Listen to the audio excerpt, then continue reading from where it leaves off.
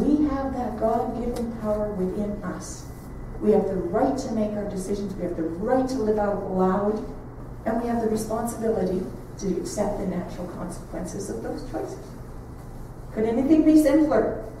Anything be simpler? So,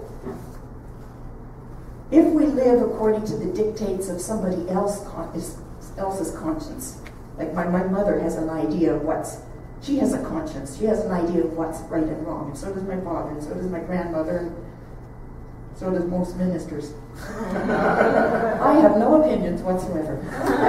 But people are always surprised sometimes when they come to me and they want me to fix somebody else up. Somebody did it wrong, somebody said the wrong thing, or isn't acting in consciousness. And what I say is, we don't teach morality here. What we teach is that you all, within yourselves, know what's right and wrong for you. So it's not my job to tell you what's right and wrong, but to remind you that you know what's right and wrong. There's a huge difference, isn't there?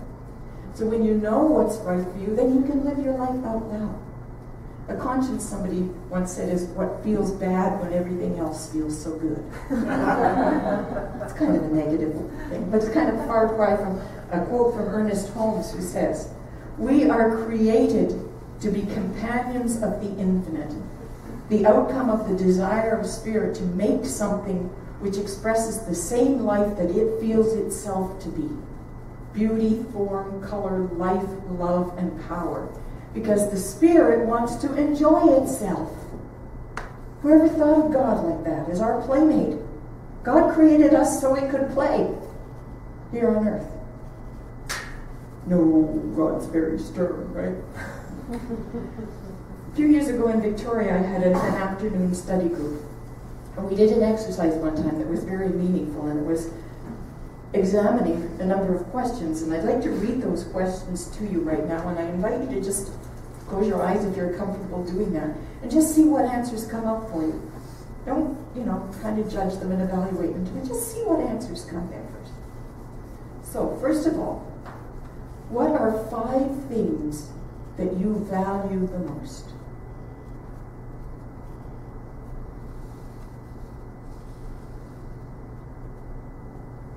What are the 3 most important goals in your life right now?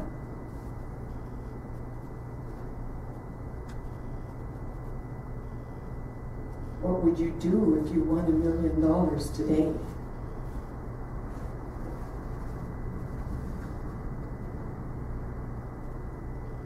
Assuming you would be in perfect health, what would you do if you knew you had only 6 months to live?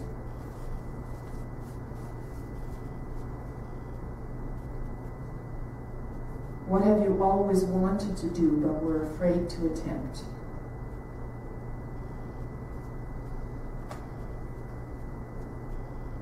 What kinds of activities make you feel the best about yourself?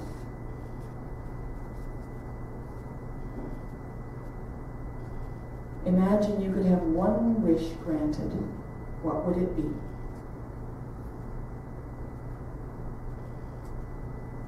And if you were absolutely assured of success, what great thing would you give your life to?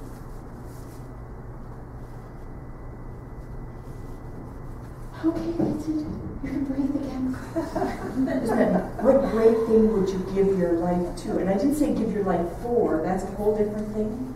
But what great thing would you give your life to?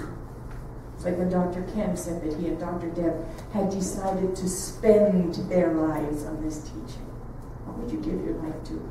And in the group that they had this discussion, what we realized is, for the most part, sure there are things that come up. If I had $1 million, whatever.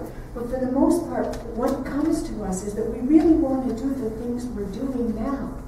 Those are the things that are important to us. But we want to do them more full out. We want to do them with more commitment. We want to do them louder, living life out loud. So we want to love our families out loud. We want to have success in our careers out loud. We want to sing and dance out loud. Do you ever watch American Idol? And you know how it is, there's some people, I mean, there's lots of them are really, really good, and some of them come on and they think they're good, and their friends tell them they're good, and they get up there and they just scream and yell. And usually those are the ones that are trying to imitate, you know, Celine Dion or Whitney Houston. They're trying to be somebody else. They're imitating that. And it just comes out like shrieking. But the ones that are really good are the ones that, you know, their eyes are closed and they're getting down and they're really feeling it. It's coming from the heart and the soul of them. They're living their experience out loud. Anybody here ever get depressed? In this world, you have to be a little crazy not to get depressed sometimes, right? But what do we do with that? We stuff it down, right? We're not supposed to get depressed. We're new thought students, you know? But how do you express it? Talk to somebody, come to the practitioner for treatment, maybe journal. Or do you go around telling the poor me story over and over again, you know? So we don't want to repress things. We want to live out loud, but we want to do it again in a responsible way. We want to do those things. We want to celebrate who we are. We just want to be more of who we naturally are. Because who we are already is perfect. Yes? Can I have an amen? Yeah. Okay. We want to live joyfully. We want to share who we are. We want to share that with the whole world. We want to share that with the whole world. That's the movement that's going on in this integrated organization that we now have. There's a movement for years and years we taught that, you know, you don't need to concern yourself with the outside world because you create your own reality.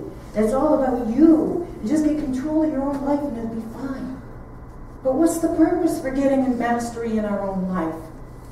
Is it so that we can pamper ourselves and be princesses forever? No, it's so we can go out there and make a difference in the world, isn't it? Somebody say amen. Amen. So what we want to do is we want to be who we are. We want to be who we are. Out loud, joyfully. You know, yahoo, here I am. Like it or